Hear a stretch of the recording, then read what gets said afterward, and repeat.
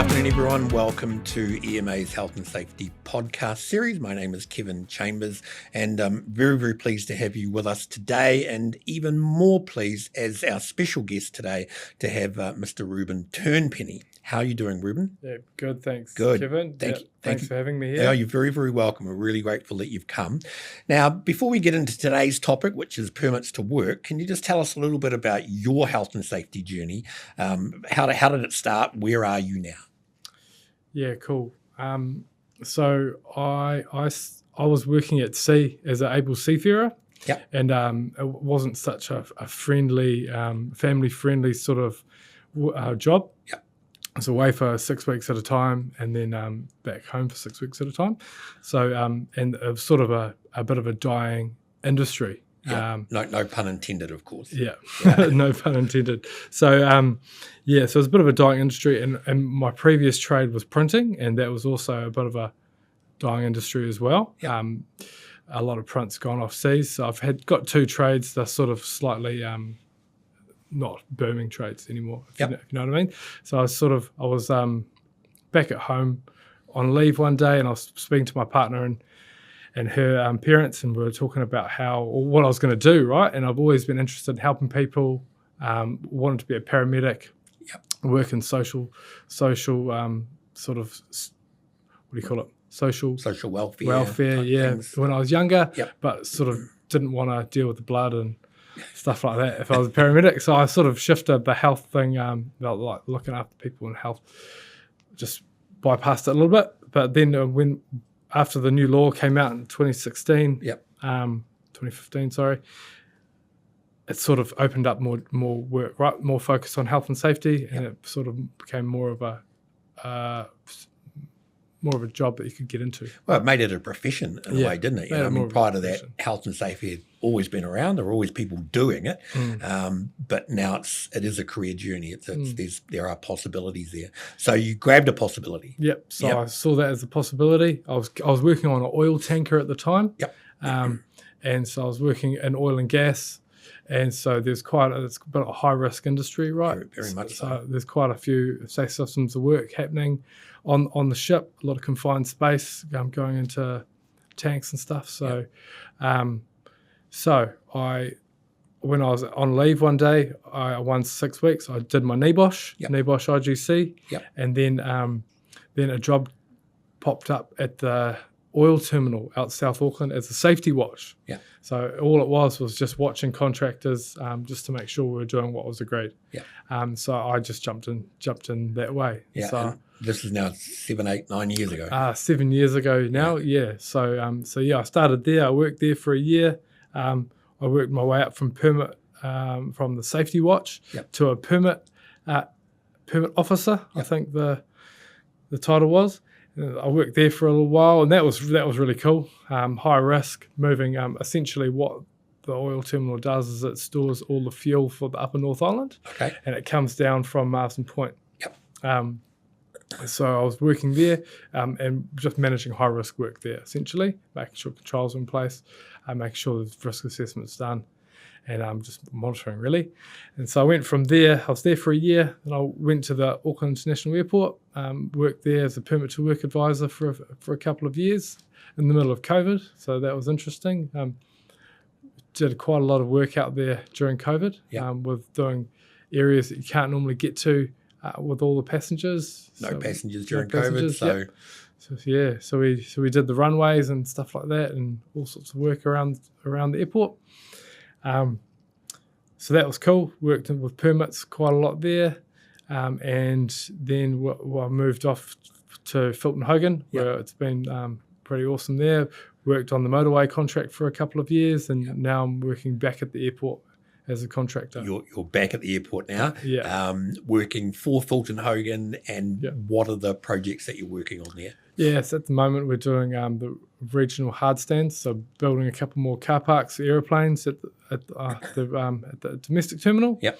And we're also putting in utilities in front of the and building a road outside the international terminal. Yep. So, And you mentioned a reference to the international terminal flooding a couple of years ago, and I think you were saying that you guys have been involved in putting some mitigations in place there. Yeah, so we're building some quite large stormwater to and containment for if there's any flooding events in the future. So just take that water away. Yep. And also installing utilities as well. So and building a road right outside the terminal in between the transport hub. We built that part outside the transport hub, and now we're outside the Pullman Hotel in between on the west side of the terminal there. There's a hotel going up there. That's right. Oh, the hotel's already there. Is that it's all finished? Yeah, that's all finished. Nice. Yeah, Pullman's a nice hotel. Beautiful. So you've mentioned permits to work a couple of times. In your current role, then I imagine that there are permits to work involved. Yeah, so permits to work. At the moment, we have quite a few permits. Yep. Essentially, they're to manage high risk work. Right? There's a few different ways permits can be executed, but currently, essentially, our permits are checklists, and it's there to manage high-risk work. Yeah, can you give us an example of work that would be considered high enough risk to require a permit? Yeah, so the main one for us is digging and excavation. Okay. Right, so there's two parts to the permit, two main parts. If you want to talk high level, there's actually it's managing underground services. Yep. So that's one side. How do we not hit services in the ground? Services being electricity and water and stuff HV, like that. stormwater. So anything that's in the ground, and then there is the trench collapse, trench stability. How we're managing that so the trench doesn't collapse with somebody in it. Right? So there's an element of confined spaces there. So we have triggers in the permit to move to our confined space permit that's specific, but it's essentially it goes through, is it a restricted space or is it confined? If it's confined, then you're prompted to move over to a confined space permit. Okay. Which is, Sort of, I don't know as much about permits to work as perhaps I would like to, so educate me a little. You've got the issuer and you've got the holder. Are they the two parties that are involved? Yeah, so I mean, like I alluded to before, there's a few different ways you can do a permit to work system. At the moment, I'm currently working with a system, a two-person system. So you've got a permit issuer, a permit receiver. Right. And it can be done a few different ways. Like our dig and excavation permit, there's an element where it's like this is the plan, right? And that part is done by the engineer essentially, or the manager in charge of the work. So they're putting out the service plans. That this is where we're digging. This is where we're putting our pipes. This is what's in the ground. This is the stability of the ground. This is how we're going to check it. This is how we potholed to see if there's anything in the ground or not. So that's the plan. And then you've got the person who's going to receive the permit. They're actually checking that the plan will work on the ground. And the person that receives the permit is the person that's doing the work, or is managing the people that are doing the work? Usually the person that's receiving the permit is doing the work. Right. So in this case, they'll be doing the trenching, they'll be doing the shoring, they'll be everything that's involved in that particular job. And your role there is as the issuer? No. So my role can be as an issuer, but on our current project, we've got a competency for issuers. So they've got to prove that we issue them a competency to say that they will follow the process, and that they'll that we deem them competent, they understand the system, and that they'll follow the process, and they won't skip any steps. Okay, let's talk about that for a minute. We may have some viewers today that are health safety professionals that are looking at increasing their capability around issuing permits to work. How is the competency then assessed? Yeah, so we've got a range of training, right? So we have like awareness training. So for each one of our permits, we'll have awareness training. It's usually based out of the standard.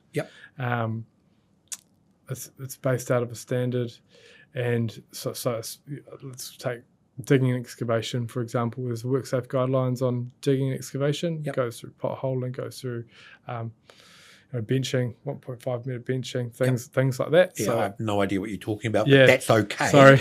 No, this is the whole point. This is why we've got you talking about it today. So if someone wanted to be able to issue a permit for that type of work, they would need to provide evidence that they were competent in those tasks. Yeah, so we've got some awareness training around that, and that's Yep. based off the standards that goes through. It's about, I think, 21 questions, and Yep. it goes through all the main points. Yep. So they'll have to do just for that work, so they'd have to do that. Yep. And then we'd have to be comfortable. So we'd have to go through, like a manager, like a senior manager in the project would go through that permit with that person, and then we'd have to be satisfied that this person knows what all the 30 steps mean, what each step means, and be able to talk to it. So when they're on the ground, they can assess the risk and assess that it's been controlled. So be able to know where the risk is and how it needs to be managed and mitigated properly.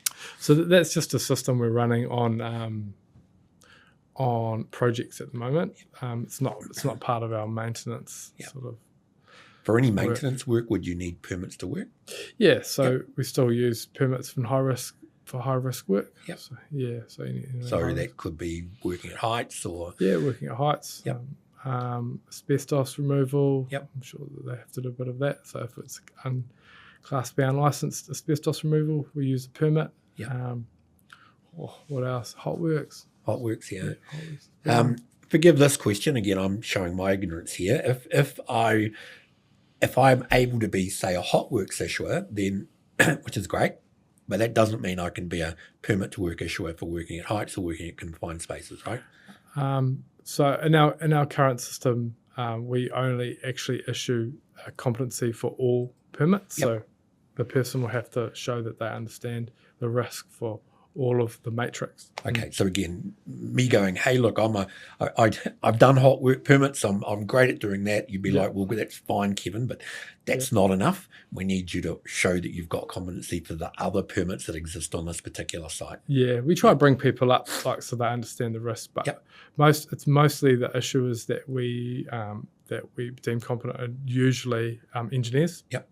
So they've got a good understanding of the risk. But Does as an educator, I'm interested in the competency side of things. So, if in this particular job you've got people and they've shown that they've got the competency and the capability to issue permits for heights in this particular project, for confined spaces in this project, for hot works in this project, would that necessarily mean then that for another project on a different site, different piece of work, but where there's also hot works or confined spaces, that they would automatically be able to issue permits there? Or would they need to kind of what's the word I'm looking for? Be reassessed? Reassessed, yeah. So so we've got the permit issuer competency and that is. So the senior manager from our site, he will do that competency. Yep. When people are coming from other sites onto ours, we usually suss them out a little bit first. Okay. We figure out what they're about, just assess them as well. Yeah. Just so we've got confidence that they can undertake it. Yeah. So the permit issuing right, if you will, is quite site specific. Yeah. On our project, yeah. Okay. On the airport project. But there could be other employers out there and other projects where people perhaps are less thorough than you guys are. 100%. Okay. Like on other projects, some people they'll just need the unit standard, the unit standard for permit issuing. Yep. For that particular task, that particular job. Yeah, but like in my view, I think that this unit standard it's a good course, right? Yeah. But it's the system that you're using is really important. Understanding the system that you're actually using, because they go through the common permit to work system on the permit on the courses. Yeah. Whereas we don't use that system. We use something completely different. Right. So which is specific to the site, specific to the job. That's specific to the risk and yeah. So I've worked in at the oil terminal where I worked. We had I can't remember what the system was called, but there was 3 parties that had to issue the permit. So you had the person in charge of the work. Yep. They're like supervisor. They're actually there doing the work. You've got the area authority, and they are the manager for that area that you're working in. So for the site. Yep. And, and usually they've engaged the person as well. And then you've got your permit issuer. Yeah. So the person in charge of the work, they'll be engaged by the area authority to come in and do some work. The person in charge of the work will say, this is how we're going to do the work safely, supply some sort of risk-based document saying, this is what we're doing, this is how we're going to do it, these are the risks, these are the controls, this is how we're going to manage them. The area authority will review that and say, yep, all good, we've got nothing else happening in the area, coordinating the works with other things. Go through, yep, this is what I've engaged them to do, this is what they're doing, this is how they're going to do it. Happy with that, then we'll go to the permit issuer. And the permit issuer will have a wider scope as well. Look at it from a wider lens, and issue the permit or not. And that's like a really good way to like a permit is a great tool to communicate. Who's doing what, how you're going to do it. Agree on controls. So you've got 3 parties that can agree on the controls, and communicate them. Yeah, so the communication, it sounds like that really is the most important thing. Have you ever, and without, again, mentioning any names of organisations, but have you worked in places where perhaps they didn't use a permit to work process and you're like, actually, probably we should have there? Again, I don't want you to throw anyone under the bus. I'm just curious to investigate the difference. Yeah, quite a robust system having a permit to work out. Like most of the organisations I've worked for have had a pretty robust system. Okay. The reason why I ask is only because it's not mandated, right? It's while it's considered best practice, it's not in the Act, it's not in the regulations. You don't have to do this, but it is considered best practice. Yeah. I think all the organisations I've worked for in health and safety, they've all been quite high risk, so they've all had a pretty good system in place. And they've all been quite specific to their business too, which is good. Like they all made it work for the business, and that's why they're all quite different. All 3 systems are quite different. And that then kind of harkens back to you saying that the unit standards, they're great, but they're somewhat generic. They're not site specific, and therefore someone having a unit, well, it's good that they've got that, but you would still want more evidence that they have the knowledge and the skills to approach this particular project appropriately. It's almost like if you were to do permit issuer and receiver training at your workplace, it's almost better to engage like the training provider, and then you provide your system, how it's working for, like what system you're using, and then they can develop training around that. To make it specific. But the general unit standard is not. I don't think I have used the permit system that I did the permit issuer training on. Right. Right. So that the training was on a particular system and you haven't used that system yet because the organisations that you work for have got other systems that are more specific to their organisation. Yeah, if I remember correctly. I think so. That's okay. That's okay. So it's a good starting point, isn't it? Get the unit, but now get more knowledge and skills to be able to apply it. A lot of paperwork involved. Does that ever seem pointless?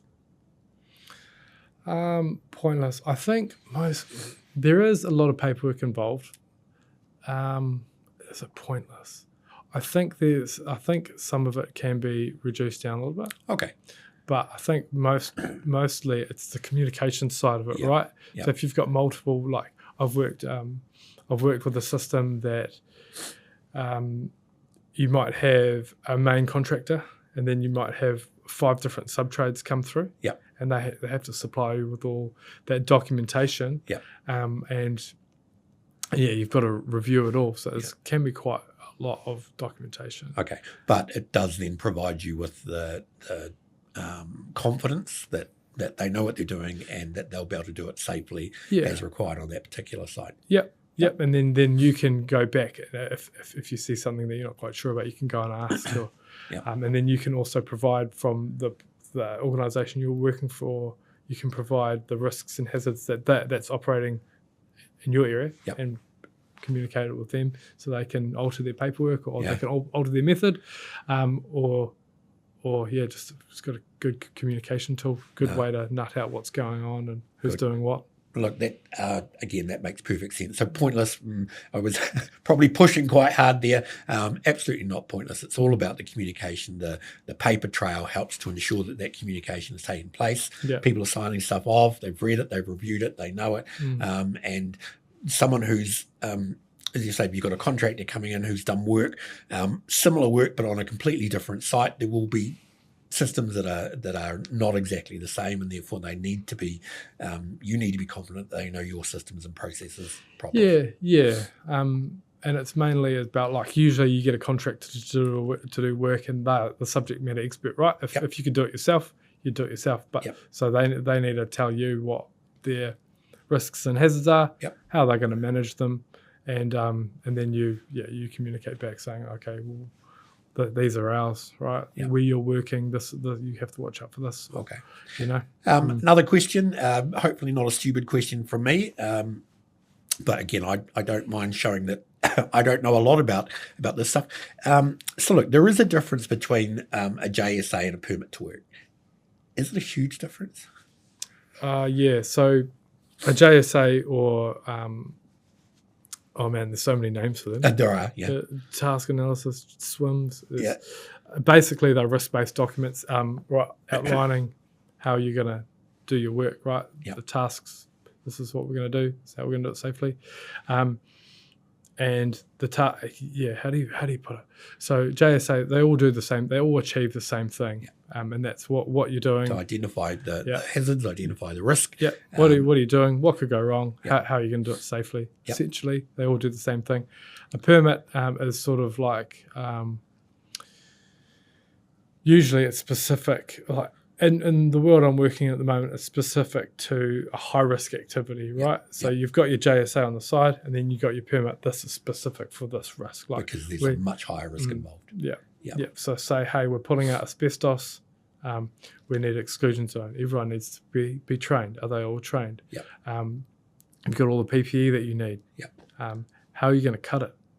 Right, all that sort of stuff. So it's specific for the risk. Then you have a JSA on the side. So JSA on the side saying about all the environmental aspects, right? So you'll have, but I'm doing it in a trench that's 1.5 meters deep. As opposed to doing it in an office block or something. Good. So that's kind of captures environmental hazards. So if we're someone watching, and thanks again, viewers, for tuning in today, and they're like, look, I've been working in health and safety for a while, haven't been working in high risk areas. I'm familiar with the concept of a permit to work, but I've never issued one and I've never received one. How could they upskill themselves? And is there value in them upskilling themselves? Like if you're working, I guess if you're not working in high risk areas, it's there to manage high risk work, right? So at this point in their career, they don't need it, but would it be good for them to start gathering some knowledge and skills about it in preparation for when their career progresses? Yeah, I think like you could do the permit to work, permit receiver course. You could do the permit issuers. It's always a good start, but I think where you really learn is doing it, right? So you really learn using the system, understanding the system that you work with. So I guess that's really where you that's where you learn. Good. You can only learn so much in a classroom. That's no argument there whatsoever. Just then, and thank you for sharing your expertise with us today. And just quickly to finish off, if that's okay, you of course did spend some time in the classroom here at EMA. I wanted to congratulate you on being the first student in your cohort to complete the diploma. Thank you. How did that feel? Yeah, that was pretty good. I was racing with everyone, but they didn't know. I was trying to beat everyone, but they weren't quite aware of that. But no, it was good. It was really good. That diploma was quite good for my career, I think. Especially the strategy piece to it, right? I had never really thought about the overall strategy and how it all ties into everything. So it was really cool. I was able to use that because obviously the diploma, right? You take what you're doing at work and then you run through 4 assignments. So the first one was strategy. So I was able to actually look at Fulton Hogan's strategy and see how that actually filters down into our systems and stuff like that, which was quite cool. Then I was able to put 11 strategy pieces together myself. And run them at work. Run them at work. Yep, and that sort of and that was quite cool, and that was in line with our policies and stuff like that. So it was quite cool. I had never really put that together before. Yeah. So that was quite cool with that. And then the hazard and risk management, that was quite cool, just practicing going through the process, right? It goes right back to the law and the hierarchy of controls and things like that. So it was quite cool putting that into practice. And then, the auditing paper was good. Never done an audit, like an ISO or ACC audit before. So it was cool just getting the experience to do that. And then doing that, managed to do it for the whole Auckland region for my business. So the whole region. Yeah, so that was quite good. So that took me a little while, but it was good. And then the training matrix. That the thing that training matrix actually taught me the most was the power of surveys. Right. So now I use surveys all the time through my work. But I don't do it with the paper like I did. I use Microsoft Forms. Yeah. Powerful tool, man. That is a very powerful tool. Powerful tool. What sort of things are you surveying people about? Usually, so what have I done? So whenever we have a wellbeing initiative at work, we can gain traction from that. Or like who's keen, right? Yeah. Are people engaged? Are people engaged? Yeah. Afterwards, we'll go through who's actually keen to do. Say like we might do a weight loss challenge. Yeah. Who's keen? I've got 100 and something people on site. Yeah. How many people are keen? Would you be keen? Then when you're going through it, how's it all going? You know what I mean? You can do stuff like that. What else have I done? I've got a load. That's okay. And they're quick surveys, right? Yeah, quick surveys. Take a couple of minutes to fill it in. Yep. Get some immediate feedback. Yep. So another good one we've got is what I've got running is our induction, right? Yep. So I've got 10 questions from our induction, and then I've got them on random, and I go up to our subcontractors. Hey, can you just hit this QR code real quick on their phone? 3 or 4 questions. Nice. And it gives us an idea on how effective our induction is. Yep. So we've got that. So that survey. What other ones do we have?